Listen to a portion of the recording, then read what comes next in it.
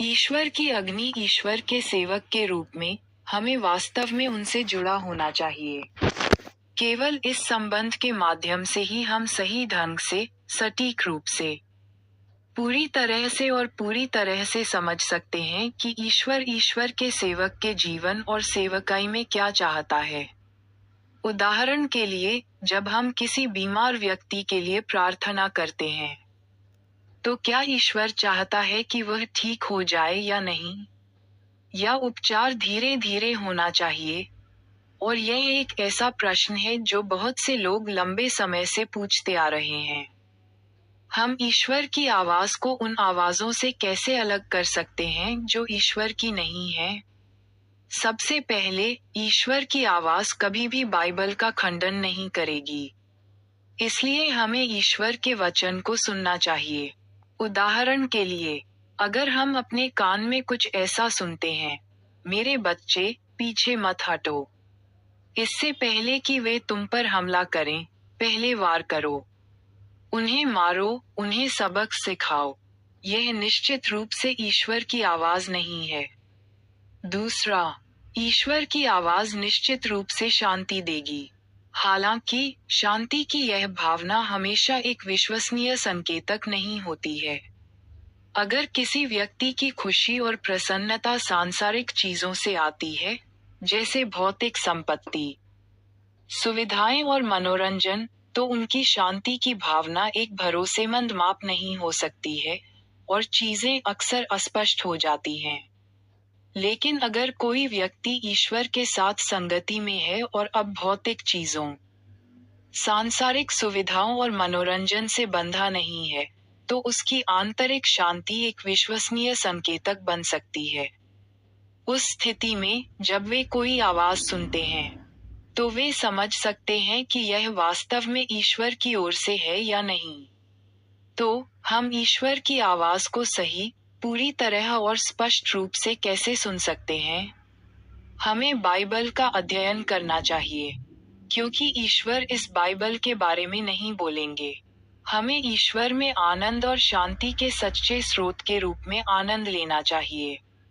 और ईमानदारी से, यह आसान नहीं है। इसके लिए हमें सभी सांसारिक बंधनों और सुखों को छोड़ना होगा।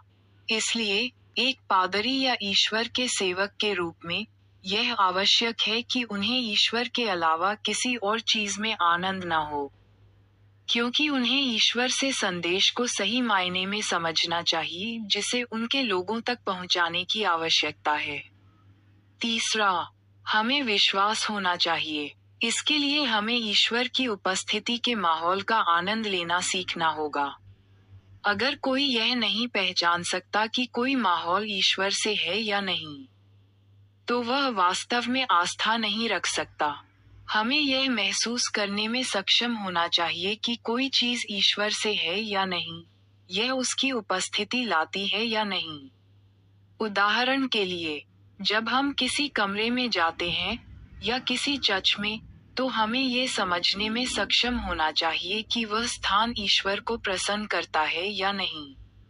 जब तक कि हम स्वयं प्रार्थना का जीवन नहीं जीते, उस स्थिति में हम ईश्वरीय अग्नि, या ईश्वर की अग्नि, या स्वर्गीय अग्नि के रूप में जानी जाने वाली चीज को नहीं पहचान पाएंगे। अगर हम ईश्वर के साथ संगति में रहते हैं, तो हम निश्चित रूप से ईश्वर की अग्नि का आनंद लेंगे और उनकी उपस्थिति को महसूस करने में सक्षम होंगे। इसलिए हमें ईश्वर की उपस्थिति के माहौल का आनंद लेने के व्यक्तिगत अनुभव होने चाहिए। अगर कोई ऐसी चीज है जिससे हम डरते हैं, तो इसका मतलब है कि हम अभी तक ईश्वर से पूरी तरह से नहीं डरते हैं। ईश्वर महान है, और जब हम प्रार्थना करते हैं तो हमें उनकी उपस्थिति महसूस करनी चाहिए। तो क्यों न हम दानिये की तरह ईश्वर की तलाश करें? दानिये ने लगातार अपना दिल ईश्वर की ओर मोड़ा, भले ही यह उसे शेर की मांद में ले गया। प्रार्थना करने से मना किए जाने के बावजूद, उन्होंने फिर भी प्रार्थना की।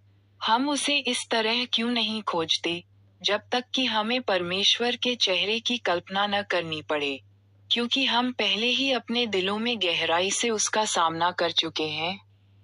हमें परमेश्वर के वचन का अध्ययन करना चाहिए और उसकी शांति का अनुभव करने के लिए सांसारिक सुखों के प्रति अपने लगाव को छोड़ने के लिए तैयार रहना चाहिए।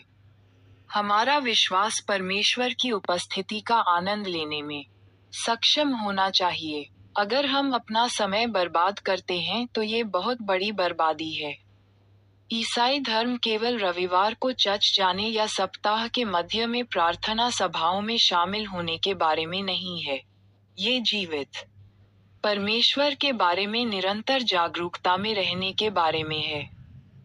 मिनट दर मिनट, घंटे दर घंटे, एक मुक्केबाज की तरह जो मुक्कों के प्रति प्रतिरोध विकसित करने के लिए हर दिन प्रशिक्षण लेता है और प्रभावी ढंग से वार करने में सक्षम होता है, उसी तरह हमें भी प्रतिदिन आध्यात्मिक रूप से प्रशिक्षित होना चाहिए। अगर हम दैनिक प्रशिक्षण में निरंतर आध्यात्मिक प्रहार से गुजरते हैं तो हम लचीले बन सकते हैं। परमेश्वर को अपना एकमात्र संसार बनाओ। आइए बदलाव करें।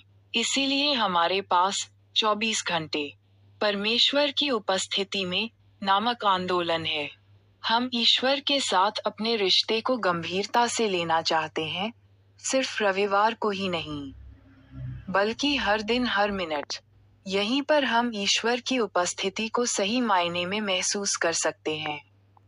अगर हम ईश्वर की आवाज सुनते हैं और उनकी बातों का पालन करते हैं, तो यह निश्चित रूप से आशीर्वाद लाएगा, सिर्फ हमारे लिए ही नहीं, बल्कि दूसरों के लिए भी।